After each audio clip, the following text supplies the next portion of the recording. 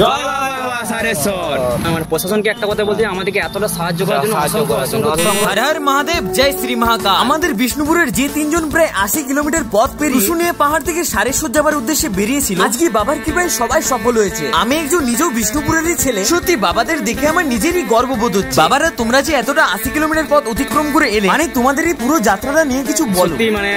মানে ভাবতে পারিনি যে আমরা এতটা পথ আসতে পারবো। ঠিক আছে, বাবার প্রতি ভালোবাসা এবং শ্রদ্ধাতে বাবা আমাদেরকে ঠিক টেনে নিয়ে চলে এসেছে এতটা অবধি। আর একটু পথই বাকি আছে, ঠিক আমরা কমপ্লিট করবো। ঠিক আছে, বাবার প্রতি ভালোবাসা আছে এবং বাবার প্রতি বিশ্বাস আছে যে আমাদের ঠিক পৌঁছে দেবে। জয় বাবা সারেশ্বর।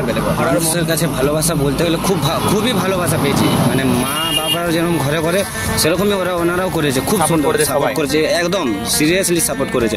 এরকম সাপোর্ট আমরা যখন বেরিয়েছিলাম তখন ভাবতে পারিনি এরকম সাপোর্ট। উপস্থিতি বলতে গেলে আমি এখন তো খুবই টাইট হয়ে প্রায় 80 কিলোমিটার রাস্তা আমরা এসেছি।